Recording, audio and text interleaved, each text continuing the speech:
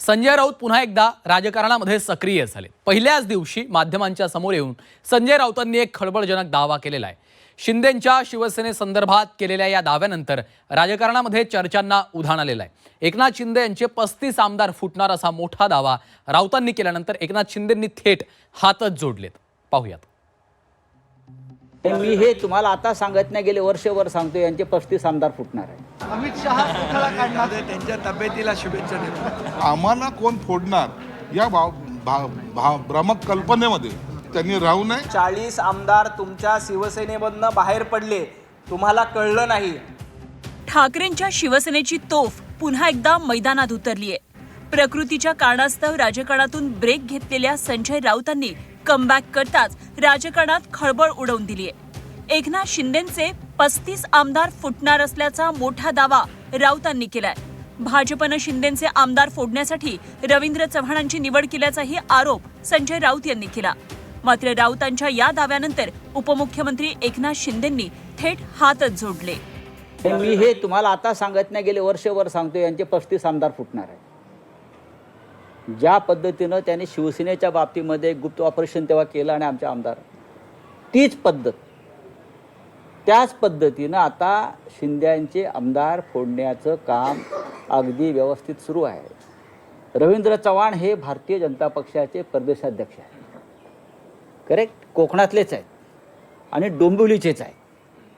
त्यांची नेमणूक खास त्यासाठीच केलेली आहे डोंबिवलीतून। पुतळा काढणार आहे, तुमचे 35 आमदार बोलणार आहेत असं संजय राऊत म्हणाले। अमित शहा पुतळा काढणार आहे, त्यांच्या तब्येतीला शुभेच्छा देतो। संजय राऊतांच्या या धक्कादायक विधानानंतर राजकीय वर्तुळात चर्चांना तोंड फुटलंय। शिंदेंच्या शिवसेनेच्या नेत्यांनीही राऊतांच्या वक्तव्याचा समाचार घेत खोचक टोला लगावला, तर भाजपनंही शिंदेंच्या बंडावरून संजय राऊतांना डिवचलंय। 35 आमदार फोडणार, 10 आमदार फोडणार, काय हे जे आकडे असतात ना, अशा पद्धतीने नसतं होत राहत। ही जी काय कार्यपद्धती जर शिकायची असेल तर आमच्याकडून शिका ना। 1.5 वर्ष आम्ही सगळं प्रॅक्टिस केल्यानंतर सुद्धा तुमच्या बुडाखाली कधी गेले निघून सर्वजण, तुम्हाला सुद्धा ते कळालं नाही आणि ती खुर्ची ओढायचं काम सुद्धा आम्हीच केलेलं आहे। म्हणून आम्हाला कोण फोडणार या भ्रामक कल्पनेमध्ये त्यांनी राहू नये। अहो संजय राऊत, जेव्हा 40 आमदार तुमच्या शिवसेनेमधनं बाहेर पडले, तुम्हाला कळलं नाही आणि आता शिंदे सेनेतली लोक बाहेर जातात हे तुम्हाला कळतंय। त्यावेळेला तुम्ही सरकारमध्ये होतात, त्यावेळेला तुम्ही महाविकास आघाडीचे शिल्पकार होतात। असं असताना 40 आमदार तुमच्या नाका घालून निघून गेले, तुम्हाला त्याची भणक लागली नाही, तुम्हाला त्याचा थांगपत्ता लागला नाही। आता सरकारच्या बाहेर आहात, आता तुम्ही घरात बसून आहात। असं असताना तुम्हाला कळते की शिंदे सेनेचे 35 लोक बाहेर जात आहेत। संजय राऊतांनी पुन्हा एकदा अमित शहांकडे बोट करत एकनाथ शिंदेंच्या शिवसेनेवर हल्लाबोल केलाय। एकनाथ शिंदेंच्या शिवसेनेचा कोथळा अमित शहाच बाहेर काढणार असल्याचं वक्तव्य संजय राऊत यांनी केलं, तर संजय राऊत काहीही बोलतात, त्यामुळे त्यांच्या वक्तव्यावर उत्तर देणं गरजेचं समजत नसल्याचं म्हणत फडणवीसांनी राऊतांचा पाणउतारा केला। आणि शिंदे सेनेचा कोथळा हे अमित शहाच काढणार आहे, हे माझं वाक्य तुम्ही लिहून ठेवा। शिंदे सेनेचा कोथळा हे दिल्लीचे शहा काढणार आहेत। त्यांची जी काय परंपरा आहे कामाची, त्याने आमचा कोथळा काढण्याचा प्रयत्न केला, पण आम्ही त्यातून बाहेर पडलो। पण त्यांच्या स्वभावानुसार आणि त्यांच्या कार्यपद्धतीनुसार शिंदे सेनेचा कोथळा हा दिल्लीतूनच काढण्याचा आहे। ते बरे झाले याबद्दल मला अतिशय आनंद आहे। ते त्यांचं काम करतात, आम्ही आमचं काम करतो, पण कोणीही आमचा शत्रू नाही आहे, आमचे राजकीय विरोधक आहेत। त्यामुळे कुठलाही विरोधक हा आजारी पडला तर तो चांगला झाला पाहिजे, त्याची तब्येत ठीक झाली पाहिजे, ही आपली अपेक्षा असते, ती झाली, चांगलं आहे। राज्याची निवडणूक संस्कृती उद्ध्वस्त केलेली आहे, कारण ते रोज काय काय बोलतात याला कालही मी उत्तर दिलं नाही, आजही दिलं नाही, कारण मी त्यांचे स्टेटमेंट उत्तर देण्याच्या लायकीचे समजत नाही। संजय राऊतांनी जवळपास 1.5 महिन्यानंतर मैदानात उतरत धक्कादायक दावा केलाय। दरम्यान अशाच प्रकारचा दावा काही दिवसांपूर्वी ठाकरेंच्या शिवसेनेच्या प्रवक्त्या सुषमा अंधारेंनी केला होता।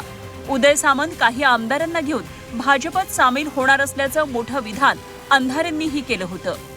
उपमुख्यमंत्री पदाची महत्वाकांक्षा असणारे उदय सामंत कोणत्याही क्षणी आपला जवळचा जो काही एकूण जो गट आहे तो घेऊन भाजपकडे सुद्धा जाऊ शकतातच की।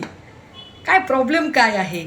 कारण तसंही संदीपान भुमरे असतील, गोगावले असतील, शिरसाट असतील, भुसे असतील, ही सगळी जर माणसं जर बघितली तर आता वेगवेगळ्या प्रकारे त्रस्त झालेली माणसं आहेत.